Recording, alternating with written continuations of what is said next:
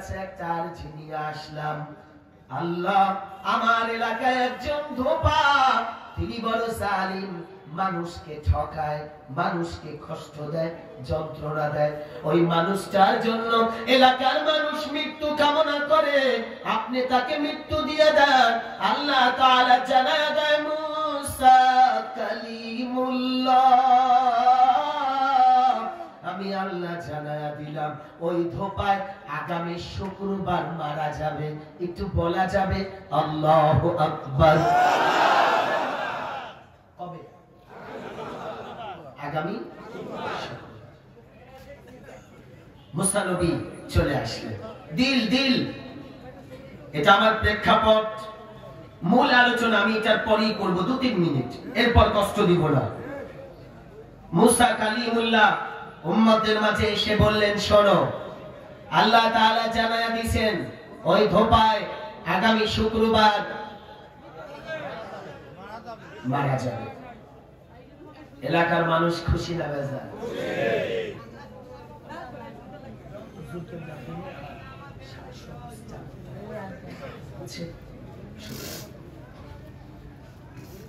মুসা কালিমুল্লাহ উম্মতদেরকে জানায় দিলে উম্মত বড় খুশি, সবাই খুশি হইয়া বাড়িতে চলে যায়।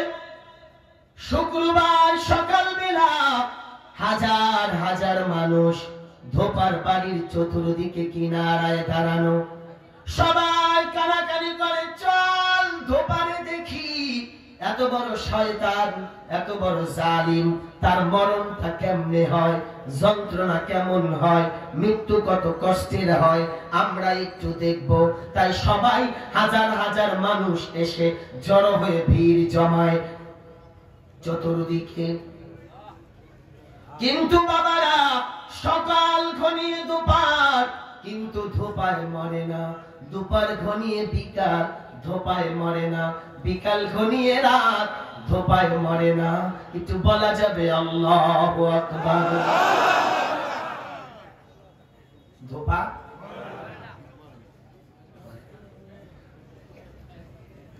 শনিবার সকালবেলা এলাকার মানুষ ধৈর্য সহকারে মুসা কালিমুল্লাহর কিনারায় গিয়ে বলে, পয়গম্বর, এতদিন জানতাম নবীরা মিথ্যা কথা বলে না, আজ বুঝতে পারলাম নবীদের কথা মাঝে মাঝে হয় না।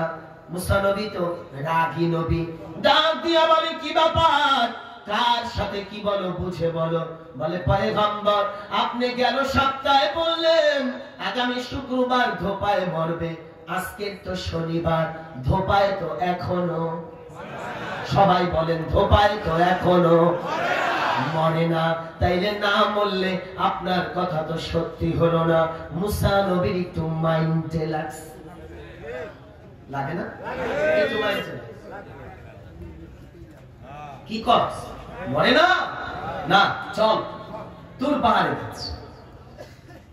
তোর পাহাড়ে গিয়া মুসা কালিমুল্লাহ আল্লাহ তাআলার দরবারে ফরিয়াদ জানায়, আল্লাহ আপনার কাছে জানতে চাই, আপনি আমাকে বললেন শুক্রবার দিন ধোপায় মরবে, আজকের তো শনিবার, ধোপায় তো এখনো মরে না। আল্লাহ তাআলা ডাক দিয়া বলে, মুসা কালিমুল্লাহ,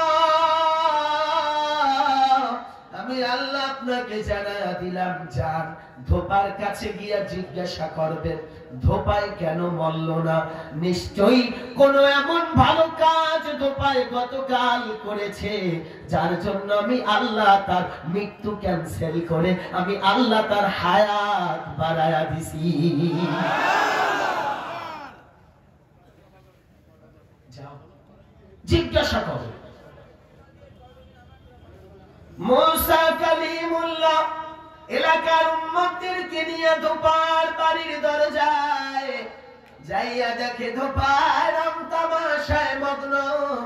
অধপারে, তোর তো গতকাল মরার কথা, হুজুর কি কর, আমার মরণ আমি জানি না। বুঝেন না, মরণ আমার আমি জানি না। গরম গরম চা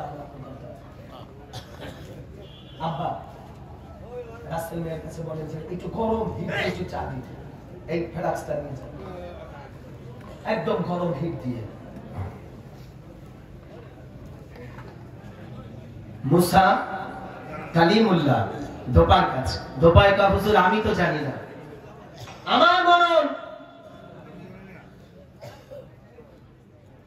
মুসা কালিমুল্লাহ বলে, দোপা গতকাল তুমি এমন কি কাজ করেছো, ভালো কাজ করেছো, একটা বার বলো। দোপায় কয় হুজুর পয়গম্বর আমি আমার জীবনে কোনোদিন ভালো কোনো কাজ বলেন করি নাই, আর আমি গতকাল ভালো কাজ করব, জীবনেও তো কোনো ভালো কাজ করি নাই। হুজুর আমার কোনো ভালো কাজ নাই, তবে আমার একটা কথা মনে পড়ছে, আপনি বললে বলতে পারবেন কাজটা ভালো না মন্দ, আমি আপনাকে বলি পয়গম্বর। মুসা নবী বলে বলো। বলে হুজুর গতকাল সকালবেলা আমি যখন ঘুম থেকে উঠলাম, একটু বলেন আল্লাহু আকবার।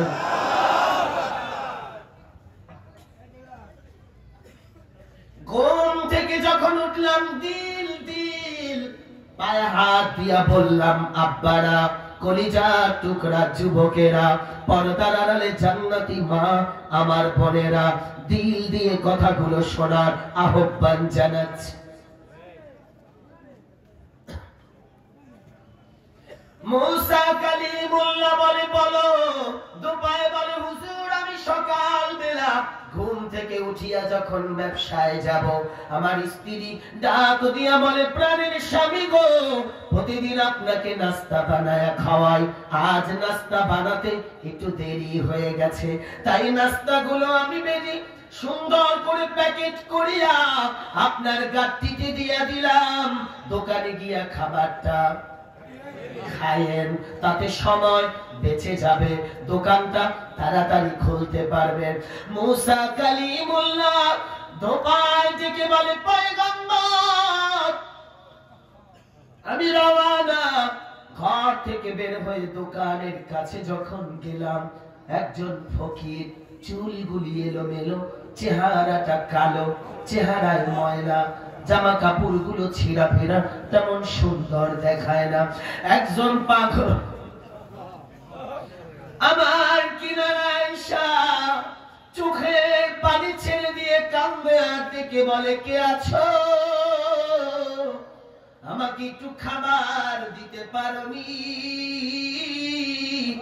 আজ 3 দিন ধরে কোনো খাবার খাই না, পেটে ক্ষুধা, চলতে পারি না, গলা শুকায়া কাঠ হয়ে গেছে, কেউ আছোনি আমাকে একটু খাবার দিবা।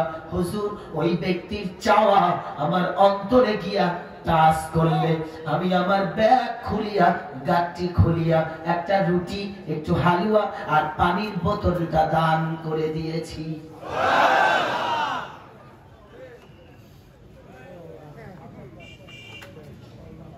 কি দান করছি? একটা রুটি। কয়টা?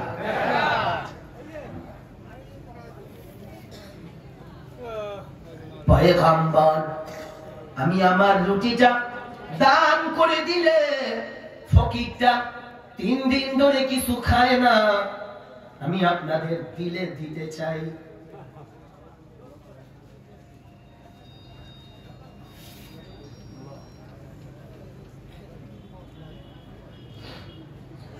মুসা কালিমুল্লাহর উম্মত দেখে বলে পয়গম্বর, ফকির রুটিটা মুখে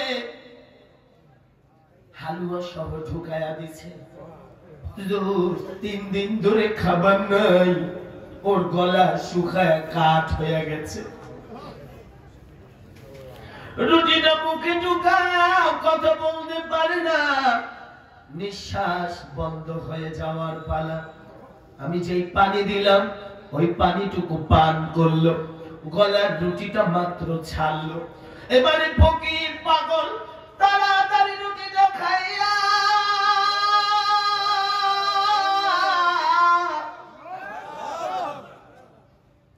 আল্লাহর কুদরতি দরবারে মাথা দিয়ে সেজদা দিয়া দেয়। হুজুর লম্বা সেজদা দিয়ে দিয়েছে,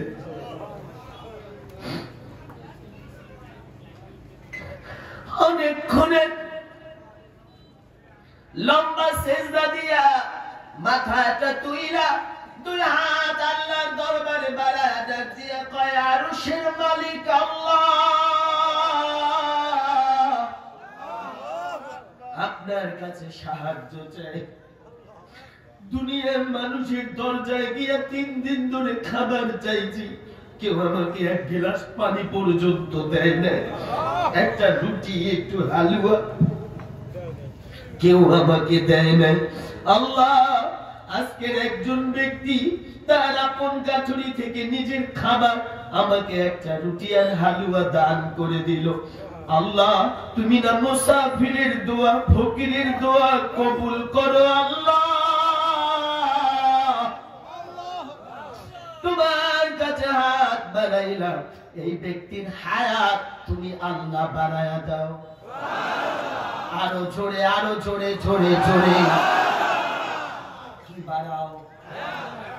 হ্যাঁ, হায়াত বাড়াও। হুজুর, ফকিরের দোয়া আমার হৃদয়ে গিয়া কাজ করছে। মাঝে মাঝে দেখবেন মানুষের কথা কলিজায় সুইয়ের মতো গাঁথে।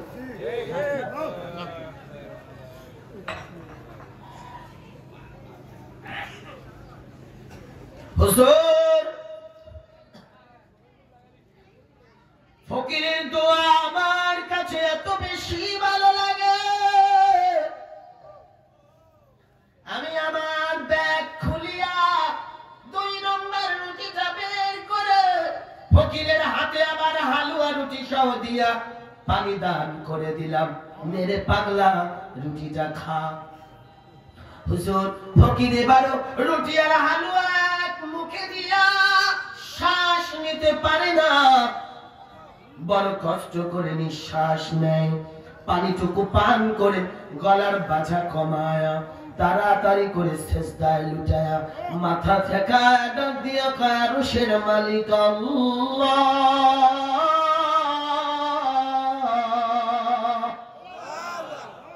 ও কাবার মালিক, আপনার কাছে সাহায্য চাই। যেই মানুষটা আমাকে 2টা রুটি দান করলো, তাকে তুমি দুনিয়ার যত বিপদ আপদ বালা মুসিবত আছে এগুলো থেকে তুমি তাকে সাহায্য করিও। কয়টা?